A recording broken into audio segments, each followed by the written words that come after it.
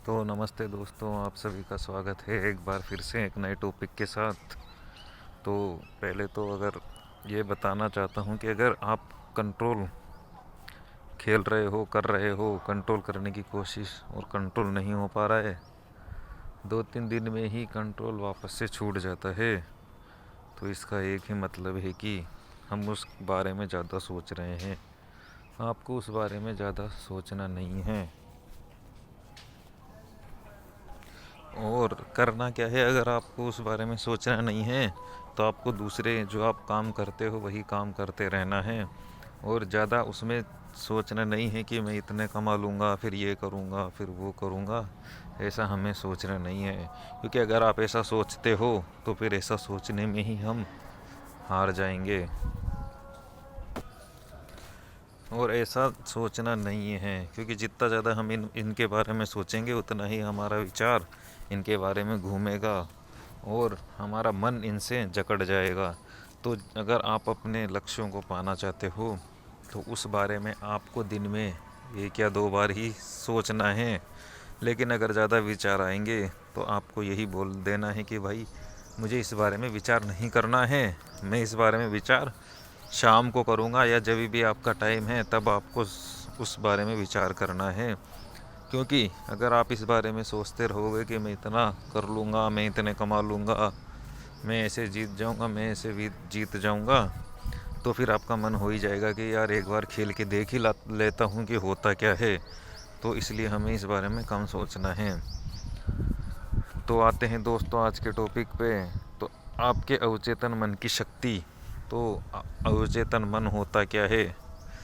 तो अवचेतन मन एक तरीके से जो भी काम होते हैं उनका संग्रह होता है। जैसे मान लो कि बच्चा पैदा होता है तो वो जो भी काम करता रहता है मन में इकट्ठा होता रहता है।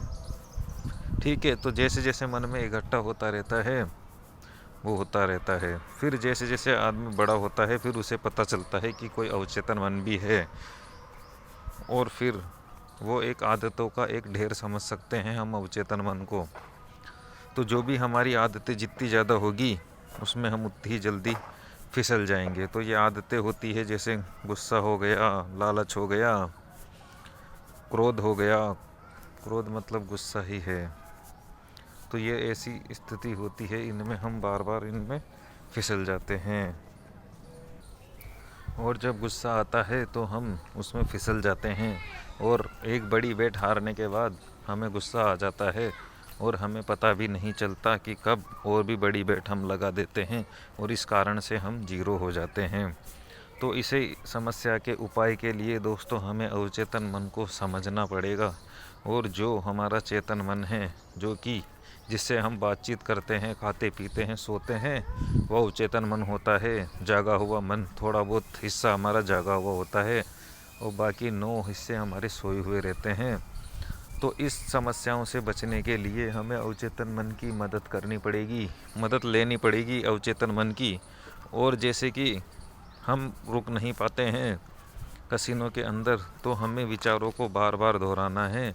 अवचेतन मन में अगर कोई बात पहुंचानी है तो आपको विचारों को बार बार दोहराना पड़ेगा, यही एक रास्ता है। और जैसे जैसे वो ज़्यादा विचार आप दोहराओगे वो अवचेतन मन में प्रवेश हो जाएंगे और फिर वो आपको अच्छी तरीके से याद हो जाएंगे। तो जब आप गेमलिंग खेलोगे और जो भी आपके टारगेट है और स्टॉप लॉस हैं तो आपको वो बातें याद रहेगी और इस कारण से आप उस टाइम पे रुक जाओगे। अगर ऐसा नहीं होगा और आप पहले की तरह ही खेलते रहे हो तो हो सकता है आप रुक नहीं पाते होंगे। और दोस्तों ये चीज़ ऐसी है कि इसमें अगर हमने एक भी गलती कर दी तो वो गलती बहुत ही भारी पड़ेगी हमारे ऊपर। तो आपको कोशिश यही करनी है कि अगर आप कोई नियम बना के खेल रहे हो तो उसमें से आपको एक भी गलती नहीं करनी है।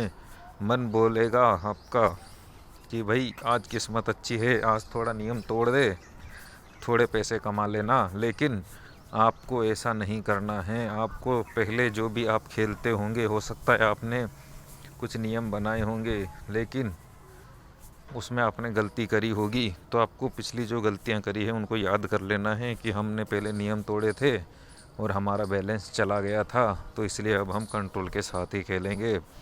तो जैसे जैसे आप कोशिश करोगे तो अवचेतन मन आपका सहयोग देगा, और कोई कभी स्थिति ऐसी आ जाएगी कि आप चाहकर भी नियम नहीं तोड़ पाओगे, क्योंकि आदत इतनी रिपीटेशन होगी, क्योंकि डेली डेली आप ये सोचोगे कि मुझे रुकना है, मुझे कंट्रोल करना है, तो फिर आदत बहुत ही तगड़ी हो जाएगी और आप चाहकर भी कंटिन्यू नहीं खेल पाओगे, और आपका मन यही करेगा कि यार रुक रुक के ही खेलना चाहिए, और रुक रुक के खेलने से बहुत फ़ायदे होते हैं। तो अगर आपको फ़ायदा दिख गया है तो आप अपने नियम नहीं तोड़ोगे, लेकिन अगर आपको फ़ायदा नहीं दिखा है तब तक ही आपके नियम टूटेंगे और बार बार हार का सामना करना पड़ेगा। तो इसलिए स्टार्टिंग में कैसे भी करके हमें नियम के साथ खेलना चाहिए, और नियम के साथ जब आपको फ़ायदा दिख जाएगा कि नियम खेलने से ही हम फ़ायदे में रहते हैं, तो आप नियम नहीं तोड़ोगे, और मज़े के लिए आप दूसरे काम कर सकते हो। लेकिन गैम्बलिंग से कभी मज़े लेने की कोशिश हमें नहीं करनी चाहिए, क्योंकि गैम्बलिंग में अगर मज़ा लेंगे तो उसकी बहुत भारी कीमत हमें चुकानी पड़ेगी। तो इसलिए गैम्बलिंग को तो आप पूरा सीरियस होके ही खेलो, और बाकी जो चीज़ें हैं उनको आप बिना सीरियस के खेल सकते हो, उनमें आप मज़े ले सकते हो। लेकिन गैम्बलिंग के साथ बकचोदी नहीं चलेगी, गैम्बलिंग के साथ मजाक नहीं चलेगा। गैम्बलिंग के साथ तो आपको पूरे पक्के नियम के साथ ही चलना पड़ेगा, और यही ध्यान रखना है कि एक भी गलती अगर मेरे से होगी तो मेरी सारी मेहनत पूरी जीरो हो जाएगी, सालों की मेहनत मेरी पानी में फिर जाएगी। तो इसलिए बाई चांस अगर स्टॉप लॉस आपका लगता है तो आपको कैसे भी करके उसको कंट्रोल करना ही पड़ेगा। अगर आप कंट्रोल नहीं कर पाते हो तो फिर आपको और कोशिश करनी पड़ेगी, और अपने ऊपर काम करना पड़ेगा, और अग्नि परीक्षा हमें देनी पड़ेगी। तो आ जाते हैं दोस्तों आज की कहानी के ऊपर। थोड़ी लंबी कहानी है आज की। ये क्रोम क्यों खुल रहा है? अच्छा, व्हाट्सएप से खुलेगी आज की कहानी। खुल जा सिम सिम।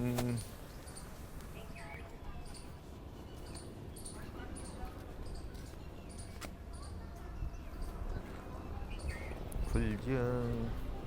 कहानी दोस्तों, शाही नौकर और व्यापारी। वर्धमान नामक एक राज्य में एक व्यापारी रहता था। राज्य में उसका इतना मान सम्मान था कि राजा ने उसे राज्य अधिकारी भी बना दिया। अपनी पुत्री की शादी में व्यापारी ने राजा और सभी मंत्रियों को बुलाया और उसकी खास हाव भगत की। जब वह मेहमानों को देख रेख में व्यस्त था, तब एक शाही नौकर राज्य परिवार के लिए रखी कुर्सी पर बैठ गया। व्यापारी को बहुत गुस्सा आया। उसने नौकर का बहुत अपमान किया। नौकर रात भर इस अपमान का बदला लेने की सोचता रहा। अगले दिन जब वह राजा के कमरे की सफाई कर रहा था, तब उसने ध्यान दिया कि राजा आधी नींद में है। तब वो बुदबुदाया, व्यापारी की हिम्मत कितनी बढ़ गई है कि बिना आज्ञा पूरे महल में घूमता रहता है और सब पर रौब जमाता रहता है। यह सुनकर राजा चौंक कर उठ गया और उसने नौकर से कहा, यह क्या कह रहे हो? नौकर बोला, राजा साहब, मैं रात भर नहीं सो पाया, पता नहीं नींद में खुमारी में क्या बोल गया हूँ। आप मेरी बात पर ध्यान मत दीजिए। पर राजा को यकीन हो गया कि उस नौकर ने जरूर कुछ देखा है। अगली बार जब व्यापारी महल में आया तो राजा ने आदेश अनुसार सिपाहियों ने उसे अंदर जाने से मना कर दिया।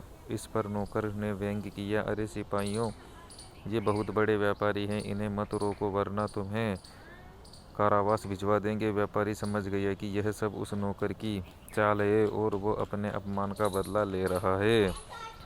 व्यापारी ने नौकर को अपने घर खाने पर बुलाया, उसकी खूब हाव भगत की और ढेरों उपहार दिए। साथ ही अपनी गलती की माफ़ी भी मांगी।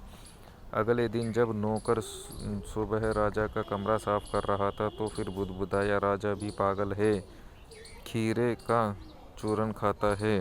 राजा फिर चौंक कर उठा और नौकर से पूछा, ये तुम क्या कह रहे हो? तुमने कब मुझे ऐसा करते हुए देखा? नौकर ने जवाब में बोला, महाराज, मैं रात में सो नहीं पाया, इसलिए नींद में खुमारी में जाने क्या बोल गया हूँ। आप मेरी बातों पर ध्यान मत दीजिए। राजा समझ गया कि वह नौकर की किसी बातों का भरोसा नहीं कर सकता।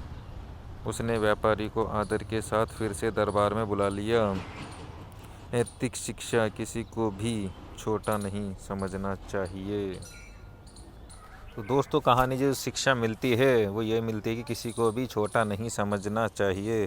तो इससे हम दो चीज़ें समझ सकते हैं। पहली बात तो ये कि जब नौकर का अपमान हुआ तो वह सो नहीं पाया और उसके बार बार यही दिमाग में आ रहा था कि मेरा अपमान हो गया है। ये विचार उसके रिपीटेशन हो गए और वो उसके अवचेतन मन में घुस गए। और अवचेतन मन में घुसने के बाद कंट्रोल बाहर हो जाता है। अवचेतन मन उस काम को करके ही छोड़ता है। तो हमें भी यही करना है। जो भी आप करना चाहते हो उसको आप रिपीट करते रहो और आज नहीं कल ऐसी स्थिति आ जाएगी जब आप उस काम को करके ही मानोगे। तो एक तो ये शिक्षा मिलती है और दूसरी दोस्तों इससे हम ये समझ सकते हैं कि अगर आप कंटिन्यू कभी गैमलिंग में 10-12 बजी जीत जाओ तो हमें उस टाइम पे ज़्यादा होशियार नहीं बनना है और गैमलिंग को चूतिया नहीं समझना है। और जो भी हम पैसा जीते हैं उसको संभालने की कोशिश करनी है। लेकिन होता क्या है, अगर हम 10-12 बेट जीत जाते हैं, 10-12 हज़ार जीत जाते हैं तो फिर हम बड़ी बड़ी बेट खेलने लग जाते हैं और हम गैमलिंग को हलवा समझ लेते हैं और हम सोचते हैं इसमें तो बहुत बढ़िया है, इसमें तो हम जीत जाएंगे।